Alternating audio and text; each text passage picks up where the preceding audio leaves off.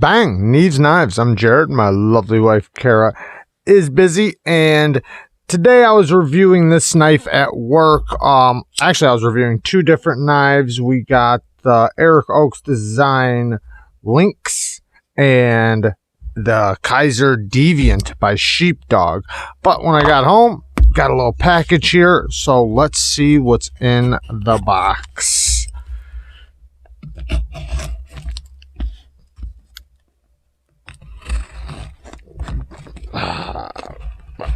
By the way, this knife was sent to me by Stasa23. Shout out to him. And by the way, very nice packaging. Very, very nice packaging. The whole thing from the box to everything. Very nice packaging. You definitely want to tape up. If you've seen how this box was taped, you know, this type of tape is really strong, covering up all the places that could possibly come unglued or undone. Ooh, what is that? Check that out. Now, this knife is in for sharpening, just so you guys know. I do have a review up on one of these, but I think it's it's the older generation, the one I have on a review on. I do not have a review on one of these newer ones. Now, I heard that all my complaints from the older one were fixed on this newer generation. If you don't know what this is the Koenig Arius. Bum, bum, bum. It's a very well-known, it's like one of the most sought-out knives around right now. Let's flip this thing. Ooh, that has a nice strong detent, and this one still has the hollow grind. I think that the newest one doesn't have a hollow grind anymore. I'm not positive about that. Definitely needs a new edge. You can tell he uses his knives. I love to see that. Ooh, yeah. Oh yeah. That's really that's really nice. Oh, these ergos are beautiful. Yeah, it's easy to see why people love these so much. Oh, and you know what? Right here, I actually have, I'm just going to break it out for a second. I also have the Koenig Mini Goblin for review and sharpening. That's coming up here very soon. But man, this thing is incredible. Thumb flick, very easy. And I love the sounds of this thing.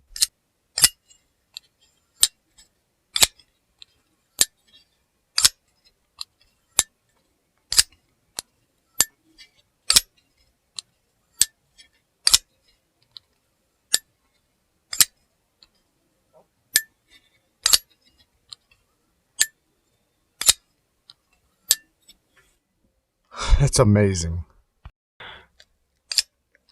Great sound, beautiful hollow ground, drop point blade, big belly drop point. But what I like about this drop point, because a lot of times I'm not a huge belly fan. Now, I'm not saying I don't like knives with big bellies. I have plenty of them. There's, you know, like the saying goes, there's a time and place. But from my day-to-day normal EDC, I'm not a big belly fan. I like my tip to drop down a little bit farther. But in this case, it has kind of a happy medium. The tip does drop down pretty good, where you could still get a good amount of utility use and use the tip for things. But it still has a significant amount of belly for the slicing. Beautiful choil. Very well done choil. Plunge grind ends about right there, so it does still give you a good amount of sharpening life. Not a ton, but a decent amount. Whew. That thing drops like nothing. Lockup is very solid.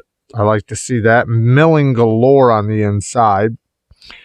Beautiful back spacer / lanyard. And I really like this milling. The pattern of it, and yeah, that's beautiful. The landing zone is really big on this, if you didn't notice. Like, a lot of times a landing zone is just a partial, like it's just right there, but in this case, it's all the way down. But can I touch the blade? A little bit, but not not too bad, but I can touch it. But it does make for a comfortable landing zone. Very easy to reverse flick and flip. No jimping on the spine. Handle, this swell right here, specifically right here, fits like this little part there goes right in between your knuckles, and it really tucks into your hand really good. And I did, like I said, I did review one of these. I'm just kind of checking the ergos really good, because it's been a while since I've had one of these in hand. And like I said, the one I did have was an older generation. So the flipper tab was pointy. That was one of the things I complained about. And in this case, it's very comfortable. The jimping is very well done. Nice, very nice jimping that's very catchy. Catches you really good. It has a good amount of bite. The detent is strong, yet has a very nice break. Like, look how strong this is. Watch when I start pulling out the blade.